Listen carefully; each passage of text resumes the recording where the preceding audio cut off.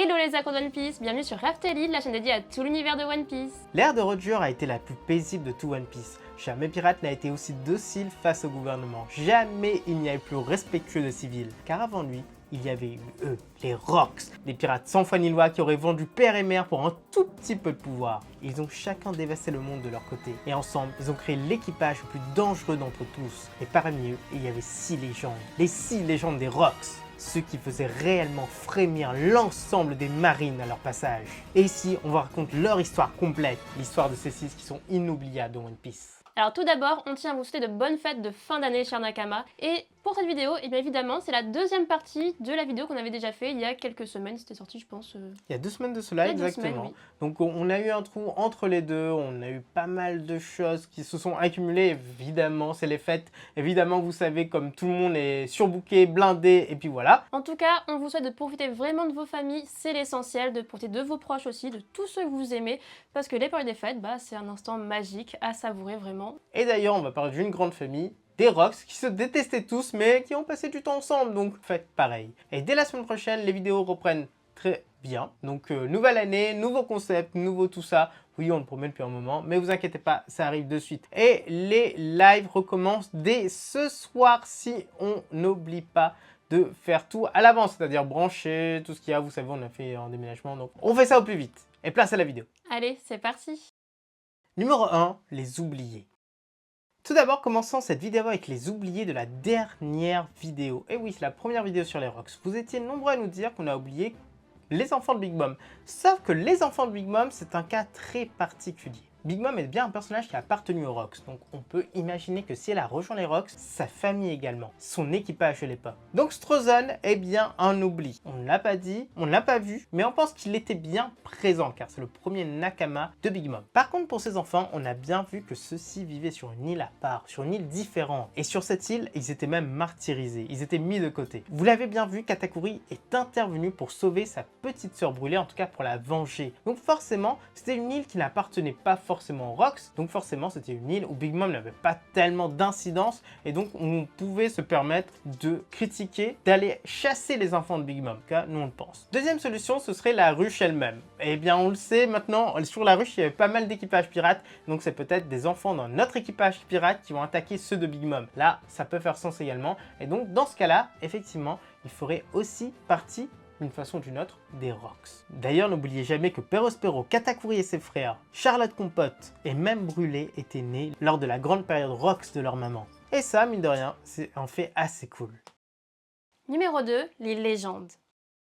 La première légende des Rocks, c'est Big Mom, celle qui a traversé les âges de la piraterie sans trésor. Crainte de tous depuis son enfance et surtout par ses parents qui l'ont abandonnée sur l'île des géants, là où elle a détruit un village, tué un géant et mangé pas mal de semla. Heureusement, Mother Carmel était là pour la guider droit vers les filets du gouvernement, voulant la vendre pour qu'elle devienne un amiral. Et oui, rien que ça. Et l'histoire aurait été tellement différente si Big Mom était devenu un membre de la marine, ça c'est sûr. Et peut-être d'ailleurs qu'on fera une petite vidéo sur le sujet. C'est certain, un petit what if, ça vous dit? Dites-le en commentaire. Mais heureusement, dans notre histoire, ça ne s'est pas fait. Mais à la place, elle s'est lancée dans le cannibalisme en mangeant tous les enfants de l'orphelinat et Mother Carmel elle-même. Et comme ça, elle a pu avoir les pouvoirs du Soru Soru no Mi. Elle est ensuite tombée sur Struzol qui l'a menée droit vers la piraterie. Et ça a fait d'elle une capitaine violente et sanguinaire. Elle dévastait des royaumes à 6 ans, décrochant une prime de 50 millions de berries, puis 500 millions. Mais sa légende est née avec Perospero et ses premiers enfants. Et là, elle est alors devenue Big Mom. Et son but était d'avoir un enfant de toutes les espèces et d'en faire un équipage et un royaume sans précédent. Mais à cette époque-là, elle était une simple pirate, puissante oui, mais elle n'avait aucun titre. Et là, pouf, il y a 44 ans, lors de la création des Rocks, elle a rencontré Shebeck et elle l'a rejoint. Et la vraie question, c'est pourquoi? Est-ce que ce serait lié du coup à la théorie du Davy Backfive? Eh ben, c'est bien possible. Mais pour nous, par contre, elle était déjà présente sur la ruche. Un lieu où sa famille pouvait rester. Et d'ailleurs, c'est peut-être là que Brûlé a été attaqué et que Katakuri a tout appris. À cette époque, elle avait déjà Prométhée et Napoléon et elle a été une des têtes d'affiche de l'équipage prenant Kaido sur son épaule. D'ailleurs, une petite information en plus, un an avant la chute de leur équipage, ils ont croisé les pirates de Roger. Il semblerait qu'il y ait eu défaite du futur roi des pirates, mais rien n'est sûr. Sur God Valley, Big Mom a dérobé l'un des prix sur place, le Uo Uo no Mi. Elle l'a pris directement des mains d'Ivankov et elle a offert à Kaido à la fin de la bataille, mais surtout à la dissolution des Rocks. Et par la suite, eh bien tous se sont séparés. Et la carrière de Big Mom n'a cessé de grandir, tout comme sa famille. Et elle a pris un territoire, elle est devenue une impératrice et elle a régné sur les mers en tant que Yonko durant bien des années. Tout ça jusqu'à sa chute à Wano, la vraie fin des Rocks. Le Capitaine Jones est un personnage récurrent de One Piece, mais pas en tant que personnage tout le temps présent, mais un personnage souvent évoqué. Et pourtant, on le voit quand même. Il est pour la toute première fois présenté par Baggy, et celui-ci ne parle que du trésor qu'il aurait laissé derrière lui. Un trésor qui est caché sur une île en forme de tête de mort. Sur Thriller Bark, on croise une ribambelle de pirates ressuscités par Moria, et parmi eux, il y a pas mal de Rocks, dont le fameux Capitaine Jones, le grand soulard des lieux. Malheureusement, il ne se bat pas sur place, même s'il a l'air totalement incroyable. Et à l'époque, tout le monde se dit, ces mecs-là, ils sont surpuissants, ils se battent pas vraiment contre les Mugiwara, ils ont fait bye-bye directement, ça cache quelque chose. Il faudra attendre Impel Down pour avoir un peu plus sur son passé. Selon Baggy, il était devenu un vrai capitaine après les Rocks, et il avait un équipage avec qui il ne partageait aucun trésor. La rumeur de ce magot faisait tourner la tête des matelots, et un jour, ils l'ont tué. Mais ils n'ont pas trouvé celui-ci. Telle était la fin du grand Capitaine Jones. Et heureusement, il a laissé derrière lui une carte pour accéder à ses trésors. Et il est maintenant avec Baggy lui-même. Bien sûr, on l'a aussi vu sur God Valley, mais pour le coup, il n'a pas fait grand-chose. En tout cas, on ne l'a pas vu faire grand-chose.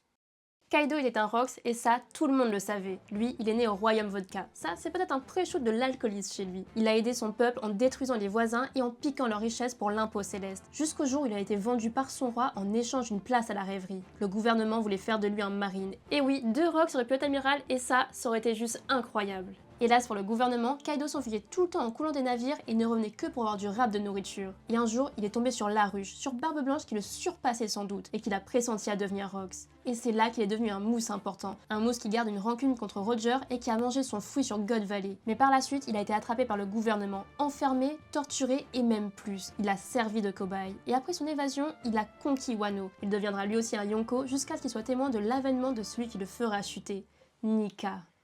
Shiki est la légende la plus démontée de One Piece. Et des Rocks, évidemment. Car oui, il était bien un Rocks, malgré ce que certains peuvent en dire. Il y a la preuve, c'était un Rocks et un personnage créé par Oda lui-même. Et il avait même son fruit du démon à l'époque. Après tout ça, il est devenu une véritable force, recrutant pirate sur pirate pour avoir une armada imbattable. Il a même essayé de recruter Roger, son propre rival. Mais ça s'est transformé en bataille, la bataille Dead War, et une tempête sans précédent a coulé tous ses navires. Et il s'est retrouvé avec un gouvernail en pleine tête. D'ailleurs, petite anecdote, normalement c'était Kuma qui devait avoir ce gouvernail en tête, et pas Shiki. À la chute de Roger, il a essayé de le libérer. Non pas pour le sauver, mais tout simplement car il supportait pas que celui-ci soit exécuté sur Isbu, la plus faible des mers. Et il voulait le tuer de ses propres mains. Il a attaqué Marineford, mais il fut arrêté par Garp et par Sengoku. Quelques années plus tard, il brilla de nouveau, s'évadant du niveau -6 d'Impel Down en se coupant les jambes, et en les remplaçant par ses 2 lames, Otto et Kogarashi. Et on ne va pas vous faire l'affront de parler du film Strong World, car ce n'est pas du tout canon, et un Rocks ne peut pas tomber de cette façon. Luffy avant Ellipse, sans Haki, sans tout ça, qui détruit un Shiki, qui lui faisait partie des Rocks et était sans doute l'équivalent d'un Barbe Blanche de l'époque, d'un Roger de l'époque, ou que sais-je, franchement, c'est un peu tiré par les cheveux et ça reste en travers de la gorge. Barbe Blanche est la plus grande légende des Rocks.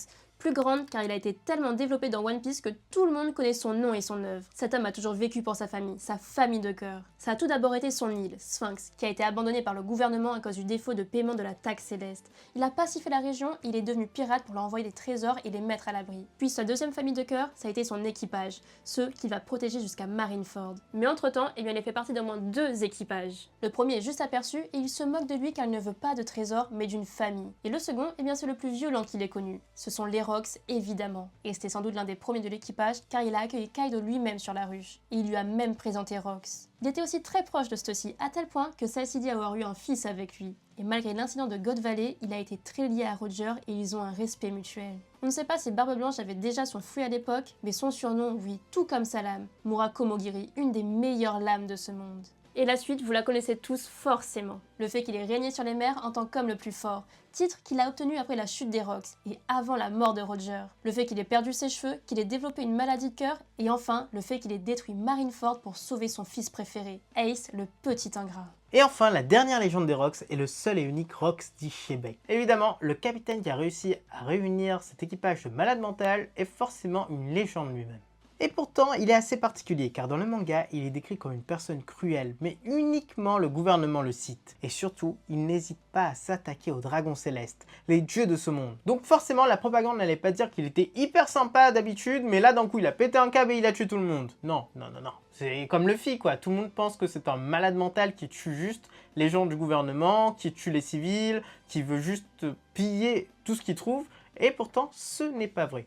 D'ailleurs, il y a certaines lignes de Sengoku qui semblent dire que Shebek était un homme très instruit, qu'il avait un but et qu'il savait comment arriver à ce but. Oda le confirme, Shebek était très cultivé. Il avait des connaissances sur ce monde, il voulait une chose, devenir le roi de ce monde. Toutes ces informations sont données dans le Road to Love-Tale. Et enfin, on a appris qu'il était quelqu'un d'impatient, de téméraire, de sanguin. Il fonçait avant tous les autres dans le tas. Il a fait sur God Valley et surtout, sur place, il a fait pire. Mais on ne sait pas quoi. Et c'est au cœur de cet incident, là où il a fallu le team-up entre Garp et Roger pour le mettre à terre. Et depuis, on ne sait pas ce qu'il est advenu de lui. Et voilà Nakama, c'est déjà la fin de cette vidéo, on espère que ça vous a plu, donc si c'est le cas, n'hésitez pas à laisser le petit like, à laisser un commentaire et à vous abonner si ce n'est pas déjà fait. N'oubliez pas de regarder toutes les vidéos qu'on sort, on a pas mal de théories en préparation, ça va revenir, vous inquiétez pas, dès la semaine prochaine, dès l'année prochaine en fait, donc on en profitera pour vous souhaiter une bonne année dès que ce sera fait, et puis on se retrouve très rapidement. A bientôt les accros de One Piece.